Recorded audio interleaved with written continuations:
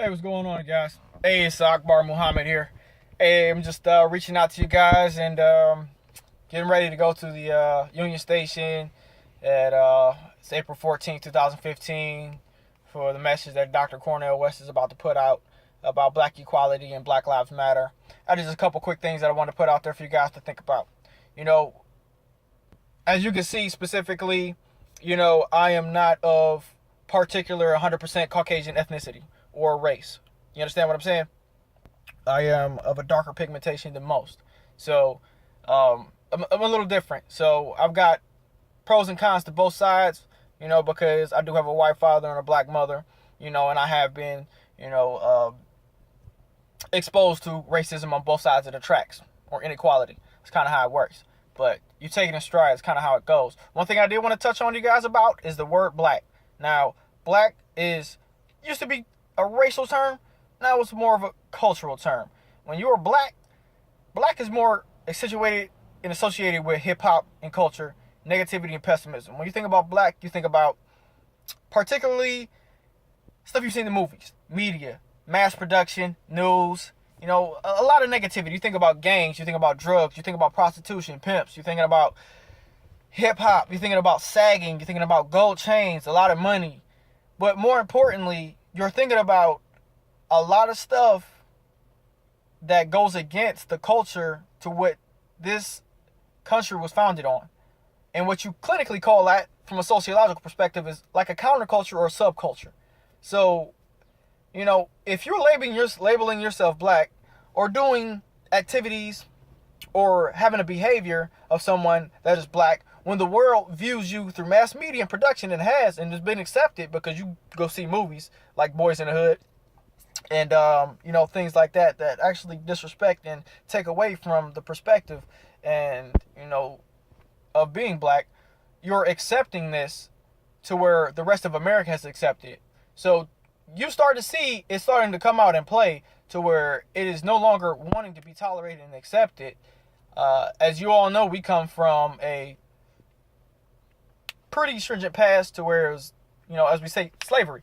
We'll take slavery and the oppression or rising up against our oppressors. So if you take that same idea to where the oppressor had slaves and he rose up against the oppressor technically, or naturally would resent you and would hang you, lynch you, kill you, shoot you, torture you, things of that nature. So when you take that same perspective for what black is, a counterculture, a subculture that goes against the culture or the governing laws that have been put in place here, you're kind of setting yourself into that position to where the people who have founded this structure, social structure, you're going against that. Now you're subject to the same problems.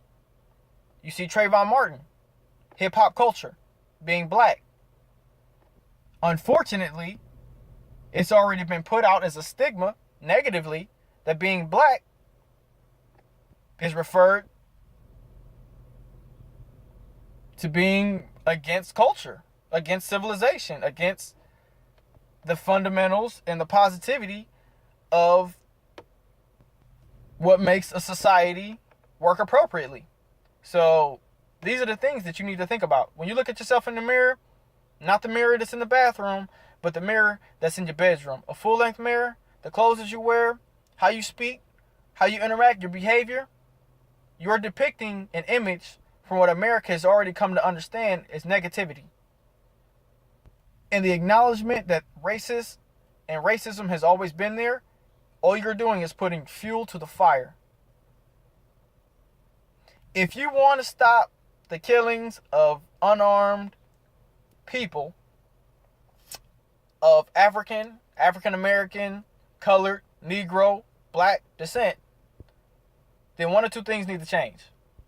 Either you need to change yourself and help change the person next to you, and that is through your behaviors, your perspectives, your views,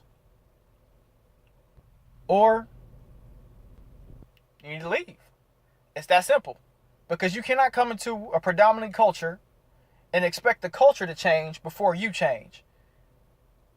And not understand why you won't be accepted because of the culture of being black is to be a counterculture or a subculture that goes against the laws that govern society.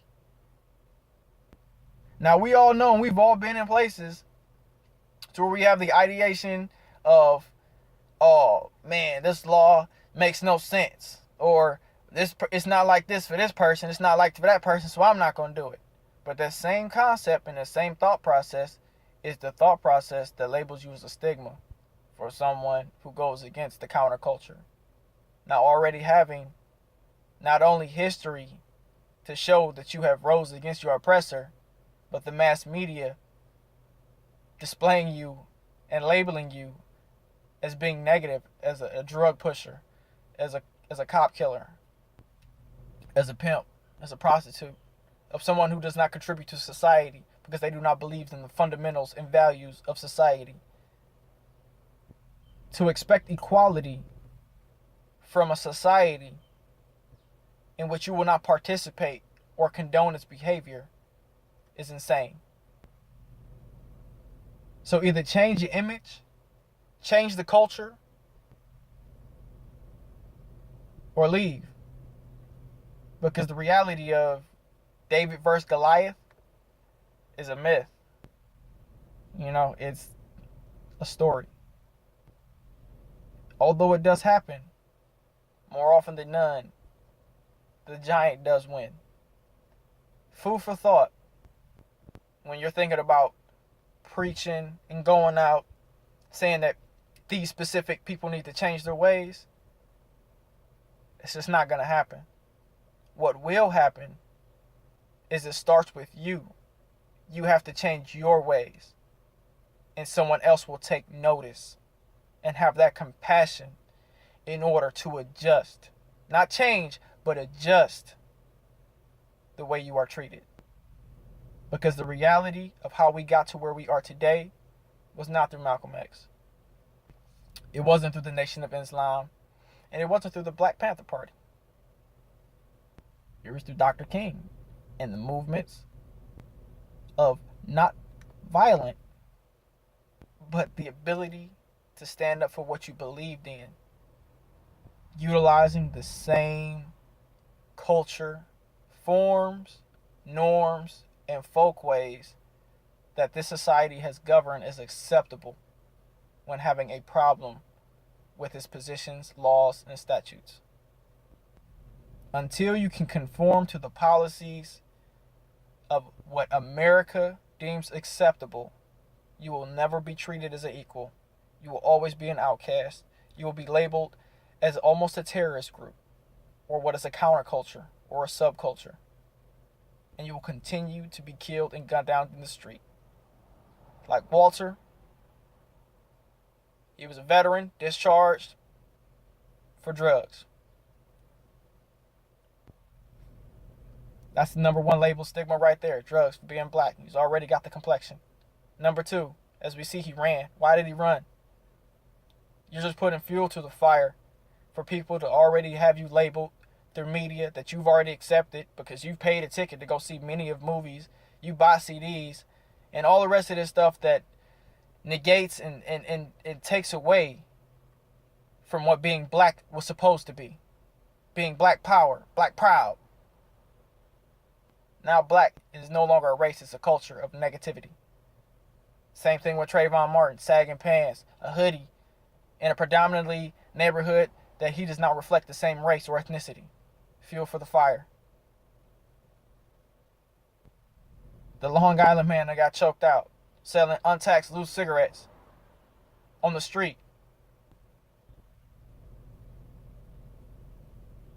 If you want to be part of society and you do want to go down that path, it's called white collar crime, not blue collar or black collar crime.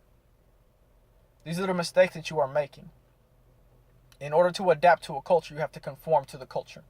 You cannot go against the culture or go against the grain, because more often than not, you will lose. That is the problem what black Americans are having.